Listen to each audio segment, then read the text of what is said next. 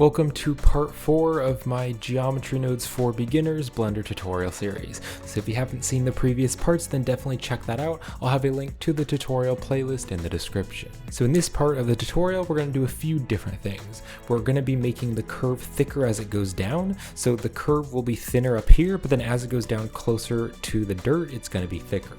We're also going to make sure that the leaves aren't going through the flower, because you can see some of the leaves go through the flower, so we'll be editing the geometry nodes to make sure that doesn't happen. And then I'm also going to show you how to draw curves so that you can just draw wherever the flower is going to be, and then it will generate flowers. And then we will end with doing the materials. We'll be adding all the different materials to the flower. And speaking of materials, if you like using procedural materials in your artwork, then you may be interested in checking out my Ultimate Blender Procedural Material Pack, which comes with all of my procedural materials pre-set up for Blender's asset browser with custom thumbnails, sorted catalogs, and customizable node groups. So the material pack has been pre-set up as an asset library in Blender, so once you've set it up, you can just drag and drop the procedural materials into your 3D scenes. You can also purchase my smaller procedural material packs, and those are just packs of 10 procedural materials. And you can get all of my materials individually on my Gumroad store. And if you'd like to learn how to create any of my procedural materials, you can check out my Blender procedural material tutorial playlist here on YouTube. Alright, so in this part, we're going to start by making the curve get thicker as it goes down. So to do this, let's navigate over here to the starting, and I'm going to drag the group input back, and then what I'm actually going to do is just box select these two nodes. And I'll press Ctrl J to join them together into a frame to keep them nicely organized. And if I press F2 to add a label, I want to rename this stem because these are the nodes which make the stem thick. So then right over here, before the stem nodes, I want to add some other nodes here which are going to control the thickness. So I'll go to the add menu and we'll go here to the search, and I'm going to search for the set curve radius. So we'll add the set curve radius. Let's click on this and we can drop it here after the group input, but before the curve to mesh. So stick it here. So this node will do exactly what it is called. It's going to set the curve radius, so it'll make the curve bigger or smaller, and you can change that value right there. Now, instead of just having one single value, I want the parts up here to be smaller, and then as it goes down, it gets bigger. So to do this, we need to give it some kind of curve data to tell it what part is down here and what part's up here. So I'm going to go to the add menu, and we're going to search for a spline perimeter node. So we'll add the spline perimeter right here, drop it here, and then we want to take the factor and we want to stick that into the radius. So you can see now it's very small down here, but then as it goes up, it gets bigger and bigger. Now I want to control this better, and so I want to actually switch it so that it's small here and then it gets bigger as it goes down. So to do that, I'll go to the add menu, I'll go to the search. We're going to search for the color ramp, and we're going to put the color ramp here in between the spline perimeter and the set curve radius. Now when you're using the color ramp in the geometry nodes, instead of thinking about it with the color values, think of it more like number values. So the black is going to equal 0, and then the white is going to equal 1. So you can see if I drag this around, you can see this is the large part of the curve. So if I drag this out, you can see there's going to be more white areas, and so more of the curve is going to be bigger. So this is like 1. And then this is going to be 0, so it's turning the value to 0. So if I drag this out, more of the curve is going to be smaller. Now I want to switch it, so to do that we can simply just switch these two values, so the white one will be over here and the black one will be over here. So now it's really small there, and then it gets bigger as it goes down. So now the value is starting as 1, and then as it goes up it gets smaller and smaller, and then it ends at 0, which is this black color. Now I don't want it to get quite that small because that is way too small. So if I click on the black color here, I can drag up the value and I can just make it a bit thicker. So I'm just going to make it kind of like a light gray, something like that, so it's not quite as thick. Now I want the entire thing to be a bit thicker, so if I go over here to the stem, I can take this radius here on the curve circle. This is going to be the data telling it what the shape is going to be, so it's going to be that circle shape. So I can just turn up the radius and make the entire thing thicker. So we're going to make it a bit thicker, so something like that is better. Alright, so these three nodes here are creating the thickness of the curve. So I'm going to click and drag to box select all these nodes, and I will press Ctrl J to make a frame. And if I click on the frame and press F2 to add a label, I'm going to call it curve thickness. Again, just to keep the nodes nicely organized so that we don't get confused with all of the different nodes and what they do. Alright, so the next thing that I want to do is make these leaves so that they don't go through the flower. And an easy way to do that is just to cut off the leaves so they aren't distributed anywhere up here. They're just distributed in the center part of the curve. So we need to add another node, which is basically going to trim the curve and make it smaller and kind of cut it back.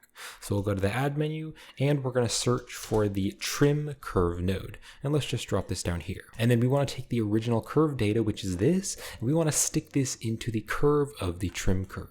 And then let's Shift Alt and select the trim curve, and you can see there is our curve that we started with, and there is a start and an end value. So you can see if I want this to end sooner, I can turn that down, or I can turn this up. So I'm going to use the trim curve to cut back the curve, and we're going to make it end sooner, and then we will put that into the distribute points on faces right here on the leaves on stem, and that way they won't be distributed up here, they'll just be distributed down here. But before I put the curve into the mesh, this says curve right here, but then this says mesh. So we don't actually want to put the curve into the mesh. What we want to do is first convert this curve to a mesh, and then it can go into the mesh. So to do that, we'll go to the add menu, and we're just going to search for another curve to mesh node. So we'll add curve to mesh, and we can just stick it right there. So now that this has been converted to a mesh, I can take the mesh and I can replace it here for this one. And then let's just Shift Alt and select this join geometry to see it. Now this join geometry here is joining up our original mesh and it's joining up the leaves on stem. However, you can't see the leaves, and this is because this leaves on stem doesn't actually have any mesh. So that is because this curve to mesh doesn't have any thickness. If I Shift Alt and select it, you can see it is just a wire here, it doesn't have any thickness. So we want this curve circle to also be going into this profile curve. And so now both of these curves have thickness. So if I Control Shift and select the join geometry, you can now see that the leaves are showing up, and that is because this curve here actually has thickness again. And so there's actually faces for the leaf object to be distributed on. So now here on the trim curve, we can just drag the start value and the end value, and I want to drag the end value down a bit, so like there, and then also the start value, I'll drag this up a bit because I don't want the leaves to be too far down. So this way now the leaves are only going to be in the center there. So if I navigate all the way back up here and Control Shift and select the join geometry, you can see now the leaves are not going through the flower. And then I do think it would be better if the leaves were also a little bit bigger. So let's go here to the leaves on stem, and here on the instance on points, we can click, drag down, and then we can drag these up bigger. We can make all the leaves just a little bit larger. And I also think adding a little bit more random rotation would be good. So on these two values, let's turn these to maybe like a 0.4, and this one here also turn to like a 0.4.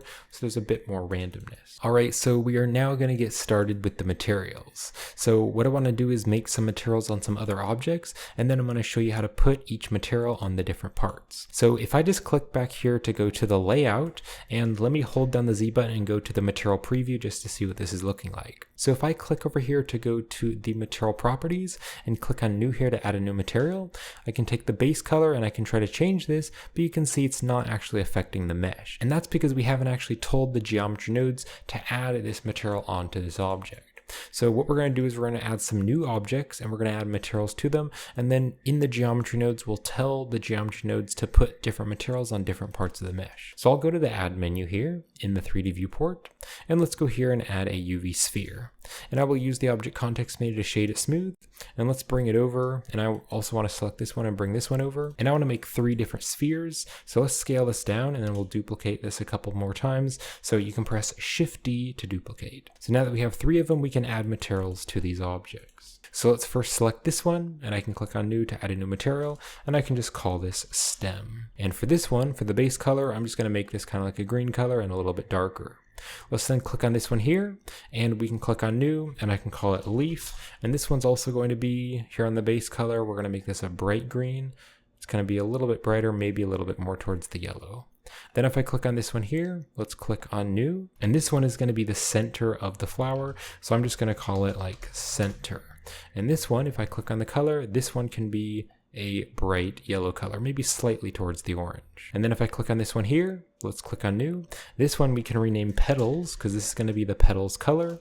And just for now, I'm going to give it like a red color. So it's going to be like a red flower. So something like that's pretty cool. Now there's a few things that I want to do to a few of these materials. What I want to do is have it randomly generate different colors. And that way when we draw different flowers, each flower is going to be a randomly different color. So to do that, we're actually going to use the shader editor. So let's just select the petals object, and then we can click right here to go to the shading workspace. So let's hold down the Z button and go into the material preview just to see this. So to add random values, what I can do is go to the add menu here in the shader editor, and we're going to search for the object info node. Now, don't get confused with the object info node in the geometry node editor. The geometry node editor also has an object info node, but it does something different. The shader editor has a different object info node, which does different things. So let's add the object info. Now the object info has this random value. Let's take the random value and we can put it up to the base color. So what the random value does is it will randomly generate colors for each object going from black to white. And you can kind of think of black and white being like 0 and 1. So you don't have to follow along with this, but if I just press Shift D to duplicate, and drop it here and continue to duplicate this, you can see every time I duplicate it, the object will randomly be generated between black and white. So I'll Control Z to undo that. Now, instead of it being black and white, I want to create custom colors. So to do that, I'll go to the add menu, we'll go here to the search, and we're going to search for a color ramp node. And the color ramp node is also in the geometry node editor, and it basically does the same thing in geometry nodes. So let's just drop it right here. So we'll drop it here after the random, but before the principal shader. So now we can change all the colors here on the color ramp, and that's going to make all the different random colors.